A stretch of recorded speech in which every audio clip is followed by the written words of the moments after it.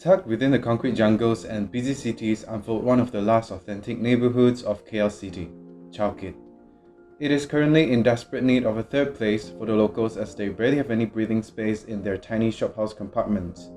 The site is a parking lot of 2,400 square meters with a total of 1,560 square meters buildable area. The parking lot is within the district of old shop houses, opposite a skyscraper district separated by Jalan Sri Amar. The Moving Chow Kit is an architectural design proposal that aims to facilitate for the future possibilities of the ever-growing community and ever-changing brutal environment. Inspired by the mundane of moving boxes with wheels that can be deeply associated by the locals' daily lifestyle, regardless of scale and purpose, a design scheme is proposed to resonate with the local community's mundane by creating a playful and interactive architectural piece for the people of Chow Kit. Throughout the history, the locals exhibit a dualism quality that is evident up until today. They prove to be resilient Homo sapiens as well as pleasure seekers.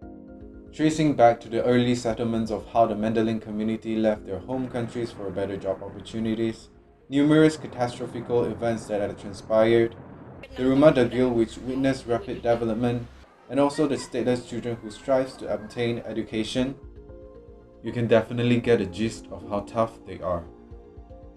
Chow Kit, which used to be the best entertainment hotspot with cinemas and open-air concerts filling the town, has transformed into the nation's wholesale paradise today. The opium and drug addiction, the red light district activities also rose exponentially to tackle harsh daily environments for instant dopamine sources. Hence, the bad reputation of Chow Kit today. The pleasure-seeking and resilient-spirited traits of local intertwining together makes Chow Kit a unique urban scape. After learning about the site, I've noticed that there are two things that almost everyone in Chow Kit can live without: boxes and wheels. The boxes signify a container that contains goods to be sold, goods to be bought, necessities, storage for goods, and ultimately sources of joy. The wheels, on the other hand, is how they actually carry and move the boxes around to be sold, signifying mobility and adaptability to locals' needs. The boxes come in different scales and functions, and they are vastly visible on site. And also wheels that are crucial for the locals to maneuver around the neighborhood. The evolution of cycling are also exhibited by the demographics of different ages. The humble daily routine of a wholesaler in Chow Kit comprises a constant cycle of heavy labor work during the day and leisure time at night. As you can see, there are constant movements during the day as businesses are carried on. These photos capture the moving urban grains in human scale. As sun sets, people start to settle down and rest. The urban grains around site changes with time throughout the day. Closed stalls are shoved in these metal boxes and hidden behind back alleys when it's closed. Moving of these boxes and trays of wholesale goods announces opening of the market. The initially vehicular roads transforms into markets during operating hours. The transformation of vehicular paths into pedestrian-friendly streets shows the temporal nature of site, meaning the architecture should reflect with this trait also. Design ideas were then curated in response to my studies of Chow Kit. Themes of unboxing Chow Kit, learn through play, push and pull motion, and transportation systems of the building design were taken into account. Transformable and adaptable design were also kept in mind. My design approach is then broken down into three architectural strategies: adaptability in terms of functionality, modular typology, and steampunk/dieselpunk inspired architectural poetics. Kishore Kurokawa's philosophy on metabolist architecture, which was way ahead of its time and alienated by the general public, is especially relevant and applicable today with our current post-pandemic status. He strongly believes that architecture should obey to the laws of nature and adhere to the cycle of life and death.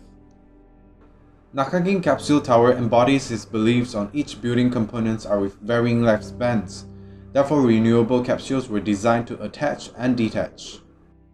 Richard Rogers, who is not afraid of exposing the arguably ugliest building services of a building, as facades, intelligently allowed large and flexible internal spaces and made a steampunk-looking architectural masterpiece in my opinion. With my studies, I designed a hybrid layout inspired by these two typologies, expressing my concept architecturally and technically. The Chow Kit urban living room intends to have a long lifespan, adaptive to the community's ever-changing needs, and to be more cost-effective. Instead of building an entirely new building, just replace what's irrelevant or broken. Moving on, these are the 5 major user groups targeted to be incorporated into the program planning: the children of Chow Kit, wholesalers, the homeless, white-collar, and the transient users. Programs were mapped according to their needs, and the categories of resilience, entertainment, and play were broken down into 3 clusters. Bubble diagrams were strategically generated to respond to the users on site with suitable programs. Here's a conceptual artwork that I did to express the design resembling the moving of boxes. For the final design, the structure framework is designed first with elongated protruding columns and beams suggesting future expansion. It signifies Chow Kit's resilience and growth. Then the building services like elevators, lavatory pods, staircases were pushed out to the facades, expressing how the building is alive and moves. After that, the modular capsule structures were slotted in, like stocking of boxes of goods. Finally, building envelopes and facade treatments were done to reflect the quality of internal spaces, inspired by roller shutters and chic blinds of shophouses. And this is how the final design looks like. This view aims to portray and accentuate that Chow Kit is actually a city of moving boxes, and how it changes throughout the day. For the skyscraper located on the south, the occupants are able to interact with the urban living room with movements of the 5th facade.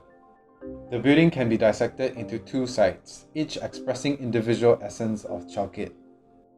The left section comprises capsules on upright position as if stocks are stored organizedly.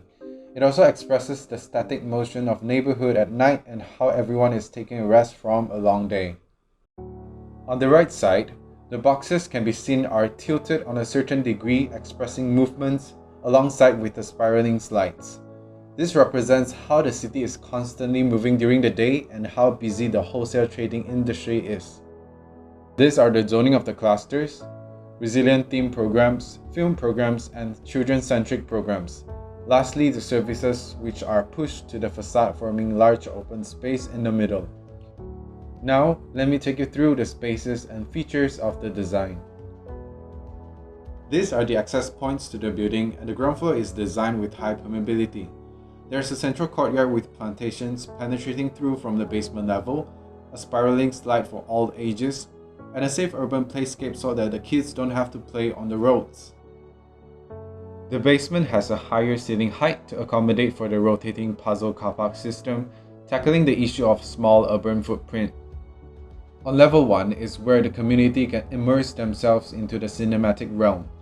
With a double volume cinema box featuring a projector room, the central atrium also allows for a bigger scale exhibition. The cinema allows the people of Chow Kit to temporarily escape from reality. This space allows children to reenact what they've watched in the cinema or share stories of Chow Kit. On top of the communal kitchen is where the urban farm and plantation workshop are located, allowing the users to cook downstairs with fresh ingredients. The daycare here is also for the children to spend their time learning while their parents are busy working. Static floating resting pods are provided throughout the levels, while moving escalator capsules ascends and descends constantly throughout the building.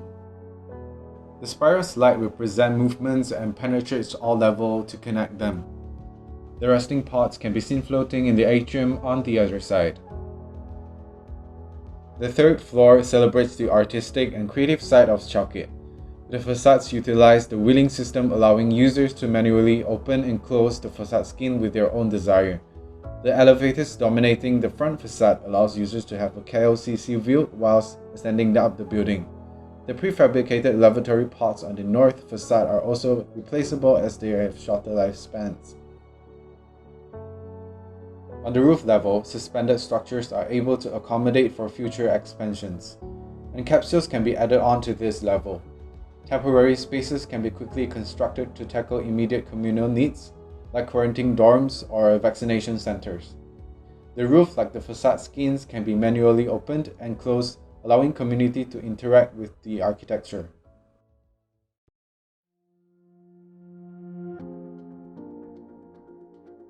Through the west section, the resting pods can be seen floating in the centric atrium, as if the crane is actually moving the boxes into the building to be stored. In the rear section, the cinema utilizes the angled floor as seats and stairs. The spiraling slides can also be seen tying all the levels together. Overall, this proposal envisions to engage the community to be able to connect with the spirit of Chow Kit through unboxing each spaces, each unfolding uniqueness of the locals, subsequently improving the well-being and future success of the users. Before I end, allow me to show you a short video of how the building will look like sitting on site.